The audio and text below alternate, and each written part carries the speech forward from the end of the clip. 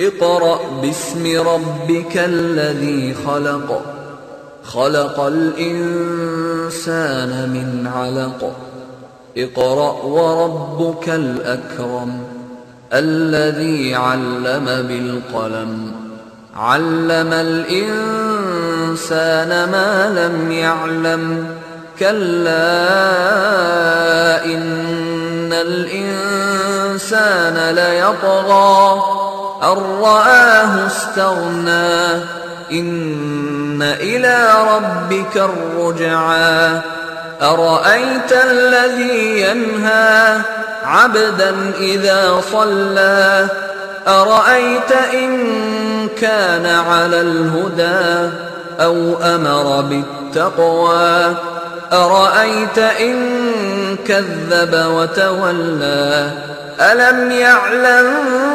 بأن الله يرى كلا لئن لم ينته لنسفعا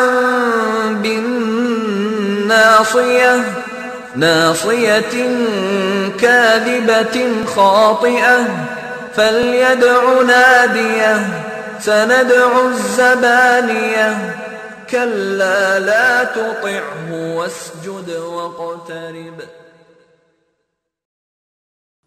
وعلى آله وصحبه أجمعين فإن خير الكلام كلام الله وخير الهدي هدي محمد صلى الله عليه وسلم شر الأمور محدثاتها وكل محدثة بدعة بسم الله عليك توكلنا وإليك أنبنا وإليك المصير حسبنا الله ونعم الوكيل ولا حول ولا قوة إلا بالله العلي العظيم. സഹോദരങ്ങളെ, മഹാന്മാരായ പണ്ഡിതന്മാരെ, ഉമറാക്കളെ, നേതാക്കളെ, അള്ളാഹുയെ ഒരുമിച്ച് കൂടിയതൊരു സ്വാലിഹായ അമലായി സ്വീകരിക്കട്ടെ. അള്ളാഹു നമ്മളെല്ലാവരും ഈ ശ്രമം, നമ്മുടെ ഈ എളിയ ശ്രമം അള്ളാഹു പരലോകത്ത് ഏറ്റവും ഉത്തമമായ ഒരു പ്രവർത്തനമായി ഉപകരിക്കുന്ന ഒരു സംഗതിയായി സ്വീകരിക്കട്ടെ. ബഹുമാനപ്പെട്ട ഫസൽ ഗഫൂർ പറഞ്ഞ ചില കാര്യങ്ങളോട് പൂർണ്ണമായി ഞാൻ യോജിക്കുകയാണ്. ഒന്ന്, മതപരമായ കാര്യങ്ങളിൽ, ആരാധനകളിലും പ്രത്യേകിച്ച് ശാസ്ത്രീയ വിശകലനം നടത്തുക എന്ന ഒരു മൂഢത്വം ഈ അടുത്ത കാലത്തായി പൊട്ടിപ്പുറപ്പെട്ടിട്ടുണ്ട്. അത് അജ്ഞതയിൽ നിന്നാണ് ഉണ്ടായത് എന്നാണ് മനസ്സിലാകുന്നത്. എന്നാൽ ഖുർആൻ വളരെ ഗൗരവമായി ശാസ്ത്രീയ സൈദ്ധാന്തികതകൾ ഊന്നിപ്പറഞ്ഞ അതിപ്രധാനപ്പെട്ട ഒരു ഗ്രന്ഥമാണ്. ആ നിലക്ക് അത് ചർച്ച ചെയ്യപ്പെടേണ്ടതും മനസ്സിലാക്കപ്പെടേണ്ടതുമാണ്.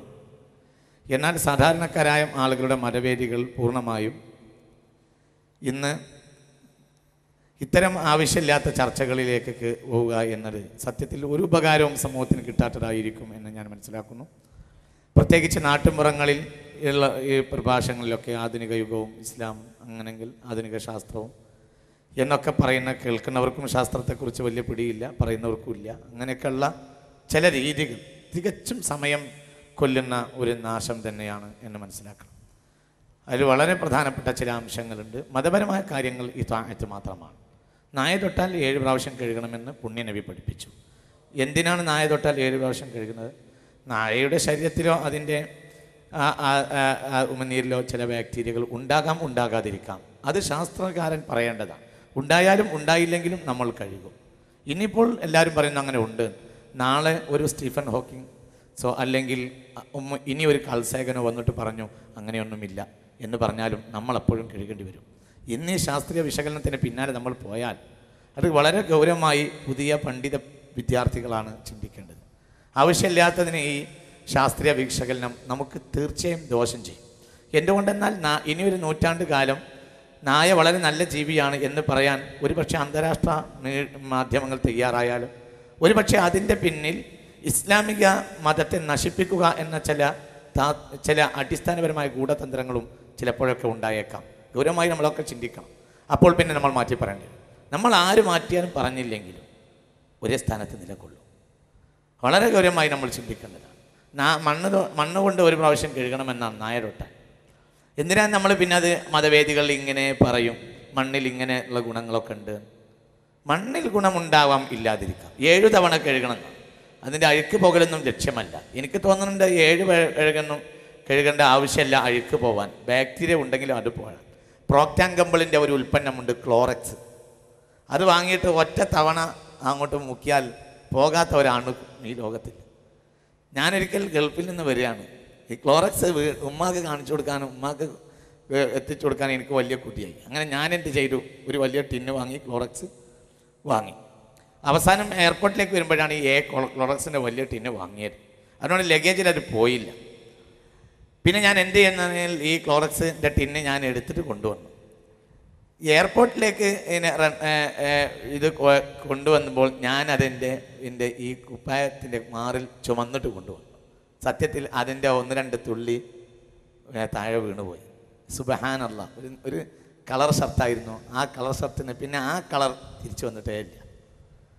അത് നിങ്ങൾ ചിന്തിക്കുക, ഒരു തുള്ളി ക്ലോറക്സ് വീണാൽ ഇത്ര വലിയ ശുദ്ധീകരണം നടക്കുന്നുവെങ്കിൽ പിന്നെ 7 തവണയും മണ്ണും ഒക്കെ കെളുകേണ്ട ആവശ്യമുണ്ട്. അപ്പം നമ്മൾ ലക്ഷ്യം അതല്ല എന്ന് നമ്മൾ മനസ്സിലാക്കണം. പകരം വമാ ഖലഖതുൽ ജിന്ന വൽ ഇൻസ ഇല്ലാ ലിയഅ്ബുദൂൻ.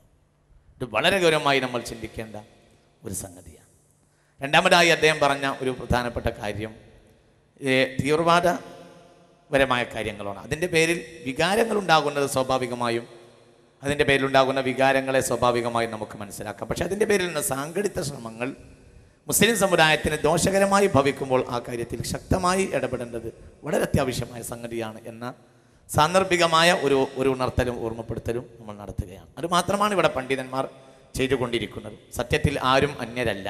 അന്യർ എന്ന് പറയാൻ കൊണ്ടുവന്ന നാവ് ഞാൻ വിഴുങ്ങിയത് നിങ്ങളൊക്കെ ശ്രദ്ധിച്ചിട്ടുണ്ടാവും. അന്യർ എന്ന വാക്കിന് തന്നെ ഇപ്പോൾ പ്രസക്തിയില്ല എന്ന് ഞാൻ മനസ്സിലാക്കുന്നു. ഈ കൂട്ടത്തിലെ എനിക്ക് ഏറ്റവും ഇഷ്ടമുള്ള ഒരു ശിഷ്യൻ ബഹുമാനപ്പെട്ട ഉണ്ണികൃഷ്ണൻ സാറാണ്. അദ്ദേഹം ഈ സദസ്സിലുണ്ട്. എൻ്റെ ഏറ്റവും പ്രധാനപ്പെട്ട ശിഷ്യന്മാരിൽ ഒരാളാണ്. അദ്ദേഹം മാസങ്ങളായി അദ്ദേഹത്തിന് ഇന്നലെ നിങ്ങൾ പരിചയപ്പെട്ടു. അന്യൻ എന്ന വാക്കിന് പോലും അർത്ഥമില്ല. അള്ളാഹുവിൻ്റെ വെളിച്ചമാണ്. ആ വെളിച്ചം അള്ളാഹു എല്ലാവർക്കും നൽകട്ടെ. അള്ളാഹു എല്ലാവർക്കും നൽകട്ടെ. അദ്ദേഹത്തിൻ്റെ ഭാര്യ മൂത്ത സുന്നിയാണ് എന്ന് അദ്ദേഹം പറഞ്ഞു. അത്ര വലിയൊരു സന്തോഷമുള്ള വാക്ക് ജീവിതത്തിൽ ഞാൻ കേട്ടിട്ടുണ്ടാവില്ല എന്ന് ഓർമ്മപ്പെടുത്തുകയാണ്. ഇന്ന് നമ്മുടെ വിഷയത്തിൽ പ്രധാനപ്പെട്ട ഒരു കാര്യവും മയ്യത്തിനോട് ചെയ്യേണ്ട കർമ്മങ്ങളിൽ പെട്ടതാണ്.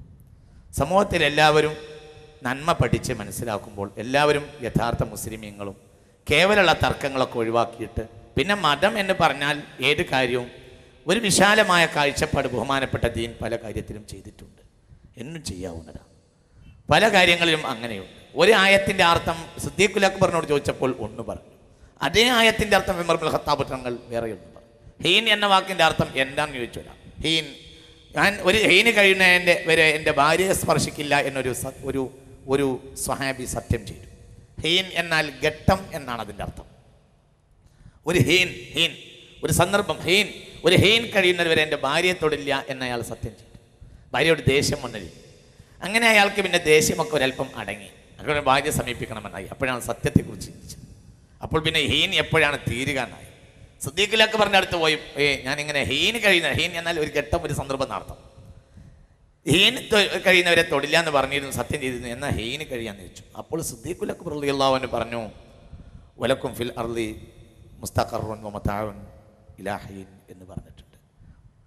നിങ്ങൾക്ക് ഹീന് വരെ ഈ ഭൂമിയിൽ വസിക്കാം എന്ന് പറഞ്ഞിട്ടുണ്ട്. ഹീൻ എന്നാൽ അവിടെ മരണം എന്നാണ് അർത്ഥം. അവിടെ മരിക്കണവരെ ഈ ഭാര്യയെ തൊടാൻ പാടില്ല എന്ന് പറഞ്ഞു. ഞാൻ ആകെ വേഷാറായില്ല. എന്ത് ചെയ്യും? രണ്ടാമതൊരു കല്യാണം കഴിക്കാൻ തൽക്കാലം അയാൾക്ക് ഉദ്ദേശവും ഇല്ലാതിരിക്കാം. അങ്ങനെ ഏതായാലും അയാൾ ബഹുമാനപ്പെട്ട സയ്യിദുനാ ഉമർ റളിയല്ലാഹു അൻഹു സമീപിച്ചു. എന്താ ഇതിന് ചെയ്യേണ്ടതെന്ന് ചോദിച്ചു.